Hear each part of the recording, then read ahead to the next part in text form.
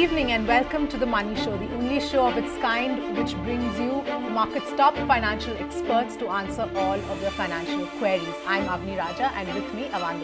Hi Anand. Hi Avni, and yes, we aim to help you out, to sort you out with all of your questions regarding personal finance and help you maximize your returns and make more money. Well, let's bring on board our guests who will be guiding us over the next half hour. Feroze Azeez, Deputy CEO, Anand Rathi Private Wealth Limited. Feroze, lovely having you with us on the show. There's so much really to chat about, but here's a topic that I assume will be of much interest to a lot of our viewers. You know, when it comes to diversification and individual types of mutual funds, balanced funds is one that really seems to be marketed at the top there. But you've got a very detailed analysis and insight as to why balanced funds don't make sense. Can you just walk us through that explanation supported by some of, the data that you've collated? See, I think like you rightly pointed out, the balanced funds have seen a lot of traction. The assets which it has garnered over the last 1 year is phenomenal. It has moved its 56,000 crore corpus approximately to almost 1.25 lakh. So there is a lot of traction and a trending kind of an investment venue which is balanced fund. Now coming to the fact that whether it makes a perfect sense to invest in balanced fund, I think from a perspective of 2-3 important criteria, it is evident that a balanced fund would not be a wonderful idea for a long-term investor. Point one is that if you chose the best debt schemes and best equity schemes in the same category or the same fund house, your outperformance over a balanced fund is going to be at least 2 to 3%. Point two, when you take a balanced fund, the debt portion ideally is not managed as efficiently and dynamically as much as a dynamic bond fund, which is a counterpart which you would want to put your money in. Point number three is when you are investing more than 2,000-3,000 rupees, as small as that in a month, you should be ideally taking 1 debt scheme and 2 equity schemes, which will certainly be a better combination than just choosing a balanced fund. Right. Feroze, just to elaborate on that a little more, the reason I want you to do that is because especially in the current market environment, we see, like Avan was saying, balanced funds being marketed a lot and a lot of investors opting for balanced funds in the portfolio. And also the fund performance as far as this category is concerned hasn't been too bad either. So what else should an investor really keep in mind while allocating their portfolio? You're saying that one should just keep your equity and debt mutual funds completely separate? Correct. Of course, like you rightly pointed out, Avni, the performances have been good over the last year and a half or two in balanced fund, which is exactly why there's so much buying interest today, is largely because of the equity markets having done very well. Almost 60 to 70% of the money of a balanced fund is in equity. That's why you see such stupendous performances. But actually an investor should keep in mind that the risks associated with the balanced fund are not as low as your advisor might be saying, because during times of a market fall, they fall as much as a large cap or a mid cap fund because they take high beta stocks in their portfolio. So point, Avni, the performance has been phenomenal. That's largely attributed to the wonderful equity rally which we have had in this calendar year, starting from 7,900 this year beginning and where we are at 10,300 levels today. So it's important to keep in mind that any kind of correction will have a large impact on the fund value of a balanced fund, but most investors seek it to be a lower risk investment, which actually is a myth. Okay, thanks very much for giving us, the rationale as to why balanced funds perhaps are not the best route when it comes to overall investment.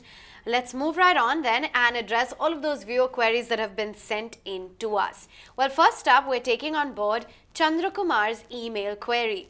He says, I'm a long-term investor with a 12 to 15-year time horizon. Please guide me on my mutual fund portfolio in which I invest 30,000 rupees per month. Which funds should I remain invested in and which funds should I exit? So let's have a look as to which mutual funds are in Chandra's portfolio right now. Well, he currently holds the DSP Micro Cap Fund, the DSP Tax Saver Equity ELSS, in which he's invested about 4,000 rupees, ICICI Pru Value Discovery Fund. There's also the Mirai Asset Emerging Blue Chip Fund currently in his portfolio, Axis Long Term Equity, as well as the Banking and Financial Plan Direct Growth, and finally, Franklin India High Growth Companies Fund. So, Feroze, you've had a look at all of these. In terms of the overall allocation, which funds do you believe that he should currently hold on to? How would you categorize his allocation? Do you think that he's done a good job in terms of diversifying with different kinds of mutual funds? Is this a well planned out strategy or not? See, I think, Avan, like you read out the funds, there are numerous funds in this portfolio. I think Chandra, being a long-term investor, and he has specifically said that he wishes to be invested for almost about 12 to 15 years, which I think is a rarity. Most investors actually tend to use mutual funds for short-term gains, which actually is counterintuitive. So coming back, I think Chandra's time frame is brilliant. Coming to investment strategy, the first nuance of an investment strategy is to get the asset allocation right. Looking at his investment, he does not have any debt schemes, which in my opinion might not be very valid unless he has large portions in EPF or PPF as his debt replacement. So getting the asset allocation right from a long-term perspective is an important element of the strategy. As long as if you have time frames like those, 80% should be in equity, 70-80%, and 30% could be in debt. Then moving on to the vehicles or the equity funds which he has chosen, I think he has a large skew towards thematic and small and mid cap portfolio. Most investors actually get lured by past performance and go into mid caps and small cap funds with a heavier weight, which I don't think is a prudent strategy. You should have in your core portion of your portfolio at least 3 to 4 large cap funds, which will make your portfolio anchor and bring down risk considerably and bring in stability and consistency to the portfolio. That's point number 2. In the large cap category, the Mirai Asset India Opportunity is a good fund for him, and Kotak Select Focus could be a good addition to the portfolio. Coming back to the schemes which he currently holds, which is Franklin High Growth Companies, I would recommend him to exit that fund because it's going to continue to underperform like it has been in the past. He should also quit the banking and financial services sector fund because a normal fund, a diversified fund already has about 25-30% in financial services. Actually buying more of it might not be a very good idea. And lastly, I think if he just stuck to these schemes, not exceeding 6 to 7 schemes, I think he'll have a good portfolio, with risk also being an important parameter in the strategy. Feroze, just a quick question on this before we get to the next query that we have. He has 2 ELSS funds. Is that something that you recommend he continue, or perhaps consolidate them and just perhaps choose one of them? See, I think one of his equity ELSS schemes, equity linked savings scheme, is very good from a tax perspective and also from a return perspective, which is the Access Long Term Equity.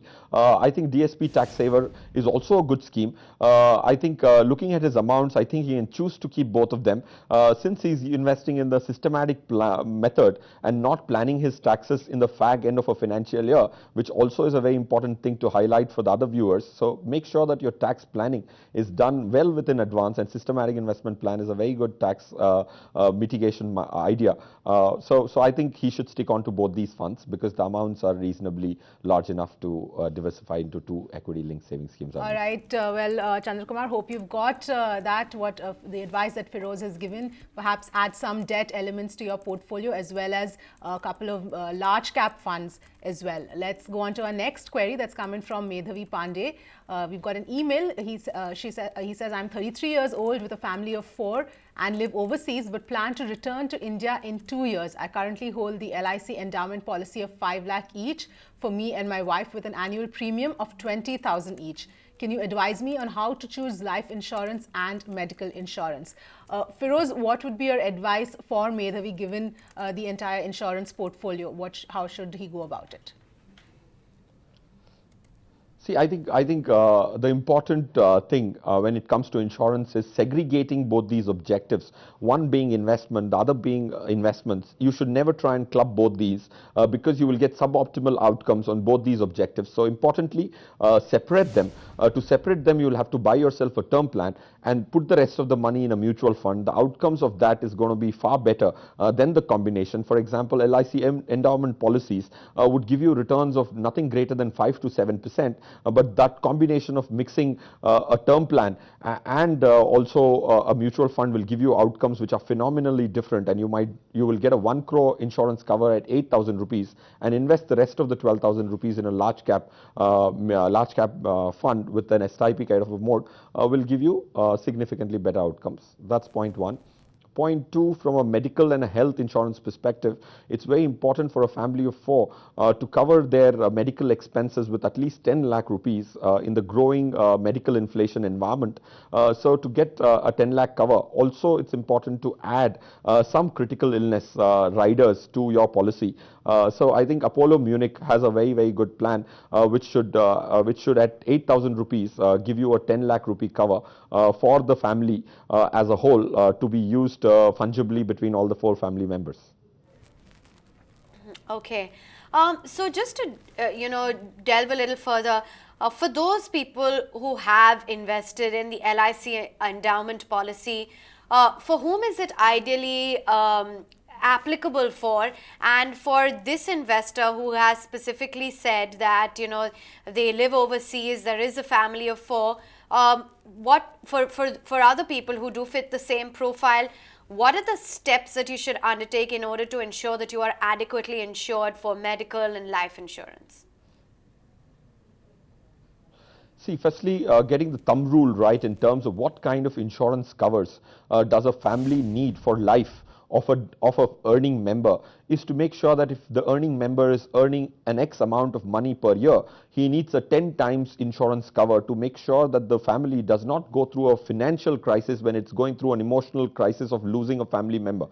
So if a person has a 10 lakh rupee per annum salary, he needs to have a 1 crore cover of his life to make sure there's a smooth transition in case there is an eventuality which God has planned for the family, and then the family is still protected financially. So that's important, that you have 10 times of one's income per annum as your insurance cover. When it comes to medical, I think a 10 lakh rupee is an important medical cover because the hospitalization costs have been shooting up through the roof over the last 5-7 years.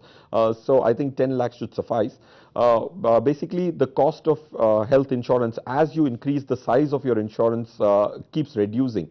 So a 10 lakhs should be a relatively cheap medical insurance which one should take. All right. Well, Medhavi, hope you've got the answers to the questions that you had asked, and took note of all the advice that Feroze just gave. On that note, time to take a quick break.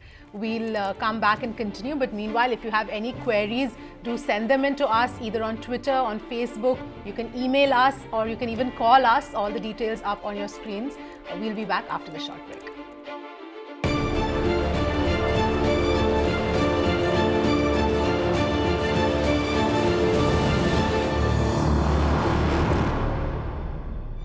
Great to have you back with us. This is The Money Show, the one-stop shop for all your financial doubts. And yes, we encourage you to reach out to us, send us an email, call us on the phone, or send us a Twitter question as well on anything related to personal finance, but not stocks.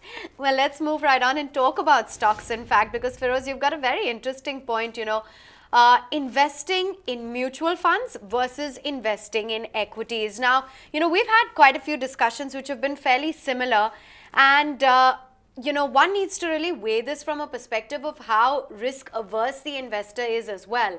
So for someone, say, with a fairly, who isn't who doesn't have a very high risk profile, what exactly would you advise, and what's the easier option? See, of course, as you rightly indicated, that this debate of whether you should have mutual funds or direct equity in your portfolio has been a perpetual debate in a client's mind, and the dilemma doesn't seem to be ending. But having said which, I think it's very important to understand one is risk, the other is capability to generate consistent extra return over and above the indices. When we did an analysis on the risk parameter, we realized that even in the large cap category, if you took examples of the last 1 year, there is a HDFC Bank, which is a large stock, which has gone up 41%. On the other hand, there's Sun Pharma, which has lost 27% in the same time period. So the point I'm trying to get to is the kind of differential returns you can have by holding direct equity will actually bring different points in time. The risk is going to be very, very different. So consistency becomes the most important element of investing. If you're trading, definitely direct equity is one thing where the agility is very critical, and you will have to keep booking your profits, move on to better ideas. But for an investing personal finance kind of a perspective, for larger portions of your money which need to be stable, I think mutual fund will do a better job. From the parameter of volatility, it's crystal clear that if you compare it with a mutual fund like ICICI Value Discovery has generated 11%, but these two stocks which I illustrated for the purpose of making my point have a differential return of 70%. So if you went wrong, the implication of going wrong on a stock is going to be large on your portfolio, and these dents will make sure that your goals which you have set for yourself might be in question, and that's not one thing which you would want to do in the aspiration of making a few percent here or there more. So that's point one. Point two is when you have to beat a mutual fund using stocks, you will have to buy stocks which beat mutual funds. When you look at the 50 stocks of Nifty, only 40 to 50% of the stocks are able to individually beat mutual funds. So if your probability of picking up those stocks is going to be 40-50%, any strategy which has a 40-50% probability is not a good strategy to pursue from a long-term perspective.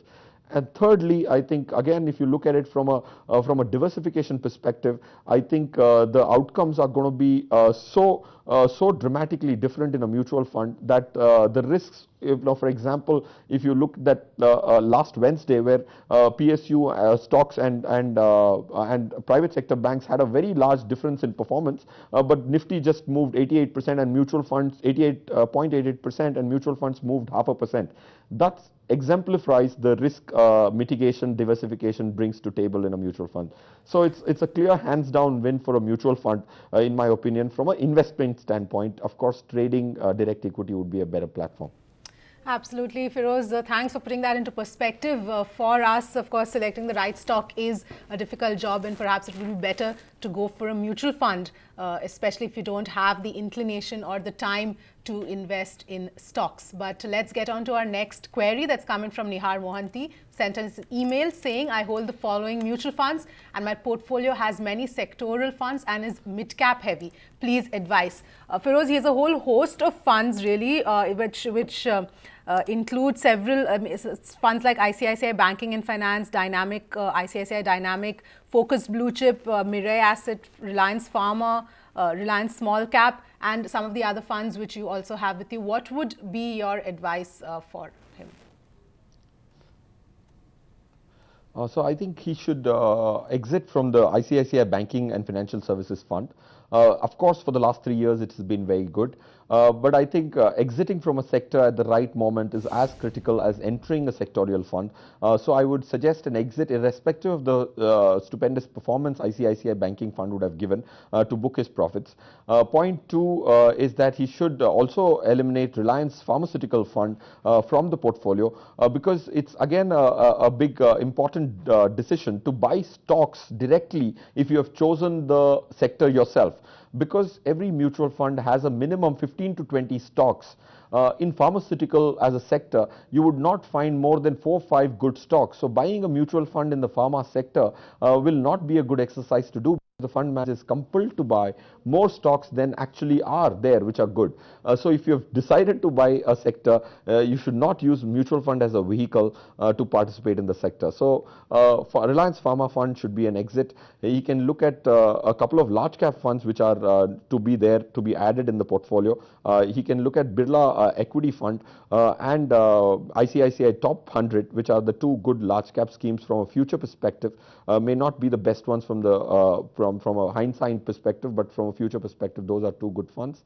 Lastly, he also has UTI, Mid Cap Opportunities Fund. The CIO Anup Bhaskar has quit about a year back, so I would take my bets off UTI Mid Cap Fund and move to something which is better. And I think Kotak Emerging Business could be a good fund to invest his money on the mid cap side, Avni. All right, that's the outlook coming in. You should look to exit ICICI Pru Banking and Finance, Reliance Pharma, UTI Midcap, as well as ICICI Pru Focused Blue Chip Fund. Some of the other recommendations, in addition to what you currently hold, as you heard out, Feroze, are Birla Sun Life Equity, ICICI Pru 100, as well as Kotak Emerging Equity, that's a mid-cap fund, along with HDFC Mid-Cap Opportunities. So that's the outlook on your portfolio. Hope we've helped you out, Nihar. Next up, we have an email query which has been sent in to us by Vishnu Kumar. Well, Vishnu says, I have a health insurance family floater 5 lakh rupee policy and an LIC insurance Bheem scheme cashback for about 1 crore rupees that will mature in 2021 with an annual premium of 6.2 lakh rupees, followed by 8 years of 50 lakhs term insurance. Can you please advise? So what would you advise? We don't really have too many details on the profile and how much Vishnu here is looking to exactly save. But do you think that the LIC insurance Bheem scheme is a good one to have? And do you recommend, the inclusion of perhaps some other mutual funds as well? Correct. I think Aman, mixing, like we said, that mixing the two objectives of getting yourself insured and also trying to make return from an insurance policy is an exercise which is not worth pursuing, and it has been enough. There's been enough evidence over the last couple of decades that you would be better off mixing a term plan with mutual fund investments and get an outcome which is going to be phenomenally better than doing it in an insurance policy. So that's point one. Point two is, I think, from his family floaters perspective, which is 5 lakh rupees, which he has, I think he should scale up that insurance cover from a medical perspective to for his family to 10 lakhs, and the cost of increasing from 5 to 10 lakhs is going to be significantly lesser than the first 5 lakhs. And looking at the medical inflation in India, I think it will be prudent to bring it to 10 lakhs. Now, when you have to separate your term plan and your investment, I think it will be important to buy the right mutual fund schemes. So I'll mention a few of them. One is in the large cap category, Mid-Eye India Asset Opportunities. From a future perspective, looks like a very good scheme over the next 2-3 years. I think the returns are going to be good and will beat the index by a handsome margin. And on the mid-cap category, HDFC Mid-Cap Opportunities, which is managed by Chirag Setalwad, who is the fund manager. He has shown immense capability of picking up stocks much before the market has realized they are good. I think that bottom-up stock picking capability of Chirag managing HDFC Mid-Cap could be a very good complementing portion to the Mirai fund as a two-fund portfolio. All right, Feroze, let you go on that note. Thanks very much for joining in and helping out our viewers. And for those of you who want to reach out to us, we encourage you to do that. We have many ways which you can connect with us, and 5:30 p.m. is when we have the Money Show daily on ET Now. So do send in any questions or queries.